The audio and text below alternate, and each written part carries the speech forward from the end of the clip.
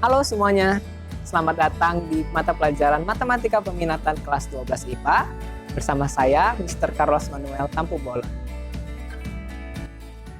Pada pertemuan pertama di semester ganjil ini, kita akan membahas mengenai limit fungsi. Nah, di dalam limit fungsi ada beberapa subbab. Yang pertama, mengenai limit fungsi trigonometri. Subbab 1-2 mengenai limit diketak-hinggaan suatu fungsi. Dan subbab 1-3 mengenai masalah yang melibatkan limit fungsi. Untuk pertemuan ini, kita akan langsung masuk ke subbab pertama mengenai limit fungsi trigonometri. Sebelum kita masuk ke dalam limit fungsi trigonometri, kita harus mengetahui dulu apa definisi dari limit suatu fungsi. Seperti yang kalian pelajari pada kelas 11, ya, definisi limit fungsi adalah jika nilai fungsi f(x) mendekati suatu nilai L sebagai akibat dari x mendekati A, maka L merupakan limit dari f(x) untuk x mendekati A. Seperti ini notasinya, limit dari f(x) untuk x mendekati A itu sama dengan L. Ya, dalam limit fungsi trigonometri, A di sini merupakan besar sudut. Nah, nilai suatu limit itu harus terdefinisi. Artinya, nilai limit itu tidak boleh 0/0 atau tak hingga per tak hingga.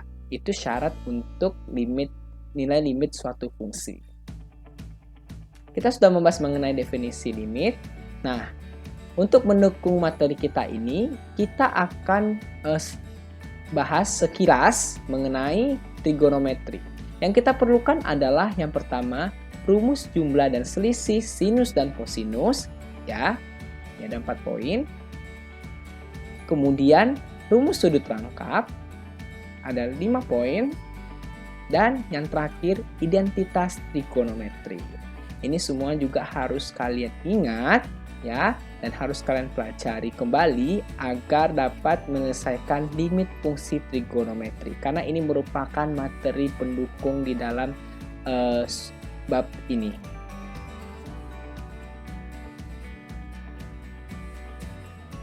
Nah, ada lagi yang namanya rumus dasar limit trigonometri. Ini dia. Limit sin x per x untuk x mendekati 0 itu sama dengan 1. Dan limit tan x per x untuk x mendekati 0 itu sama dengan 1. Nah, untuk pembuktiannya, kalian bisa melihat buku, textbook kalian pada halaman 5. Pahami dulu secara individu. Kalau ada yang tidak mengerti, kalian dapat tanyakan nanti melalui via Zoom atau via WhatsApp, ya.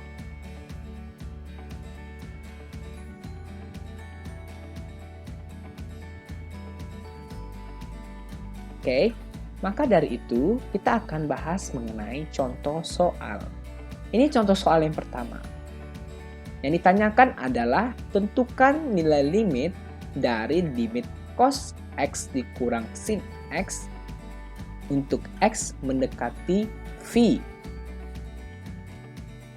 Solusinya adalah ini bisa kita lakukan substitusi langsung. Kenapa? Karena nilainya terdefinisi, artinya tidak 0/0 atau tak hingga per tak hingga. Jadi kalau misalnya kalian dengan metode substitusi langsung hasilnya 0/0 atau tak hingga per tak hingga, maka kita harus menyederhanakan fungsi limit tersebut. Ya, ini dia. Kita substitusikan aja langsung untuk x mendekati V. Berarti cos V dikurang sin V. V 180. Berarti cos 180 itu min 1 dan sin 180 itu 0. Maka min 1 kurang 0 hasilnya adalah min 1.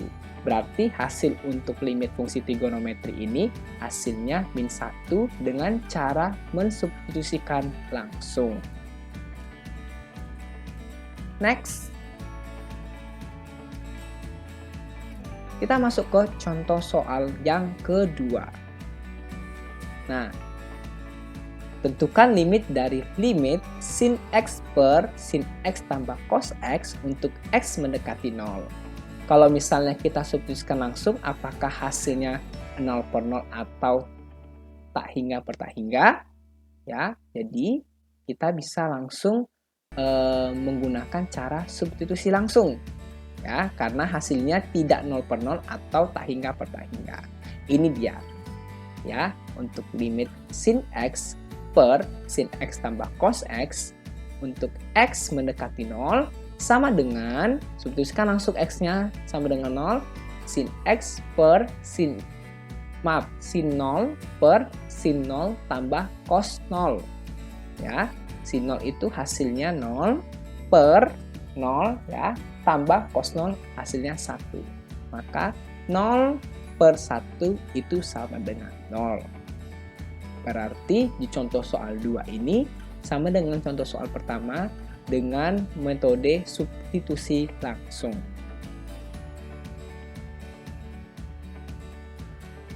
Nah, bagaimana dengan contoh soal yang ketiga? Ditanyakan adalah tentukan limit dari limit cos 2x per cos x kurang sin x untuk x mendekati v per 4. V per 4 itu 45. Nah, kalau misalnya kita langsung mensubstitusikan, ya hasilnya adalah 0 per 0 ya, 0 per 0 karena cos 90 per cos 45 kurang sin 45. Nah, kalau 0 per 0 bagaimana ya cara mengerjakannya? Solusinya adalah ya, cos 2x ini merupakan sudut rangkap dalam fungsi trigonometri. Nah, kita ubah bentuk cos 2x ini menjadi cos kuadrat x dikurang sin kuadrat x. Ya, jadi kita peroleh limit cos kuadrat x dikurang sin kuadrat x per cos x kurang sin x untuk x mendekati v per 4. Ya. Lalu langkah selanjutnya adalah pada bagian ini kita lakukan pemfaktoran ya, sehingga menghasilkan limit dari cos x tambah sin x dikalikan dengan cos x kurang sin x per cos x kurang sin x untuk x mendekati v per 4. Nah, setelah difaktorkan, ini kan sama. Ya, jadi ini bisa kita coret, maka menghasilkan ini. Limit cos x tambah sin x untuk x mendekati v per 4. Nah, kalau misalnya di sini, pada tahap ini kita langsung mensubstitusikan untuk x mendekati v per 4. Maka hasilnya adalah cos v per 4 tambah sin v per 4. V per 4 itu dalam bentuk sudut ya adalah 45 derajat. Berarti cos 45 derajat tambah sin 45 derajat ya itu sama dengan setengah akar 2 tambah setengah akar 2. Hasilnya adalah akar 2. Nah, untuk sudut-sudut istimewa ini kalian jangan lupa nilainya ya. Jadi kalian buka kembali tabel sudut istimewa yang pernah instruksikan ke kalian ya. Jadi kalian ingat kembali, kalau perlu dihafal. Seperti ini pengerjaan contoh soal ketiga. Oke, kita lanjut ke contoh soal keempat. Yang ditanyakan adalah tentukan nilai limit dari limit sin 2x per x untuk x mendekati 0. Solusinya adalah, nah di sini kita lakukan pemisalan. Misalkan y sama dengan 2x maka X sama dengan setengah Y. Di sini jelas ya, datangnya X sama dengan setengah Y dari mana? Ya tentunya dari sini. Ya.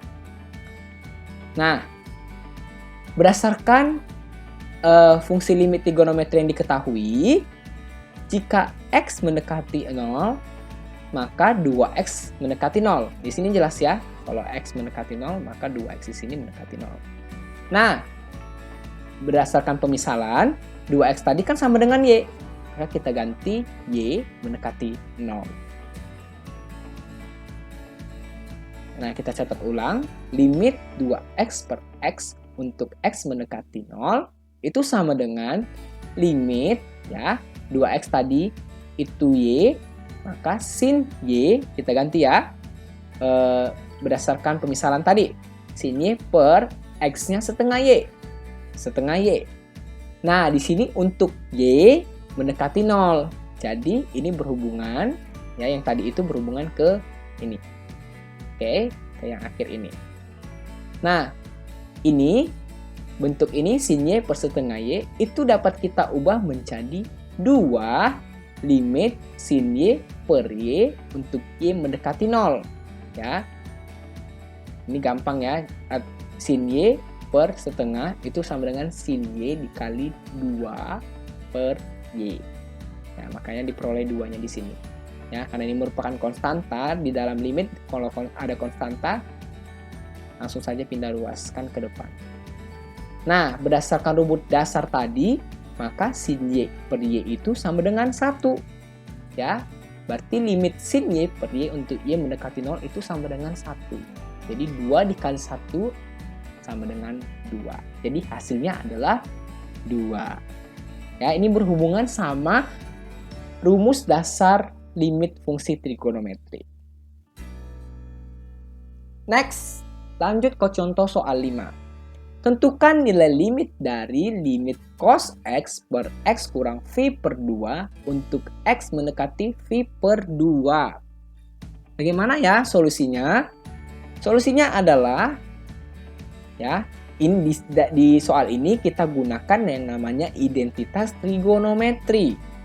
Cos X itu kan sama dengan sin V per 2 kurang X atau sin 90 kurang X.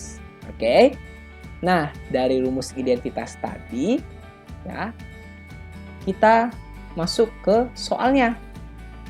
Limit dari cos X per X kurang V per 2 untuk X mendekati V per 2 itu sama dengan limit ganti cos X-nya menjadi sin V per 2 kurang X per X kurang 2 untuk X mendekati V per 2. Setelah itu, apa yang akan kita lakukan? Yang kita lakukan adalah penyebutnya ini, ya, kita balikkan. Artinya, seperti ini. X kurang V per 2 itu menjadi minus dari X kurang X per 2 kurang X. Ya, jadi kita catat limit sin V per 2 kurang X per min V per 2 kurang X. Ya, untuk X mendekati V per 2. Ya, kebetulan sini kan ada negatif. Ya, negatif 1. Ya, negatif 1 ini merupakan konstanta. Jadi kita langsung pindah luaskan ke yang paling depan. Berarti minus dari limit sin V per 2 kurang X per V per 2 kurang X untuk X mendekati V per 2. Nah, dari sini kan ini kan sama dengan rumus dasar fungsi limit trigonometri, ya. Ini kan sama dengan 1. Maka minus dikali 1 hasilnya adalah minus 1. Ya, jadi seperti ini cara-cara pengerjaan soal. Jadi kan harus pahami kembali konsep mengenai rumus jumlah dan selisih trigonometri, sudut rangkap trigonometri, dan identitas trigonometri. Karena akan kita ungkit kembali atau bahas kembali mengenai rumus-rumus itu. Dari 5 contoh soal tadi, maka diperoleh rumus pengembangan. Rumusnya adalah limit sin AX per BX untuk X mendekati 0 sama dengan AX, ya, sama dengan limit AX per sin BX untuk X mendekati 0 itu sama dengan A per B. Ini bisa kalian lakukan di rumah ya untuk soal-soal yang ada di dalam buku. Demikian pembelajaran kita hari ini. Jika ada yang tidak mengerti, bisa menghubungi Sir lewat via WhatsApp. Terima kasih dan sampai jumpa di pertemuan berikutnya.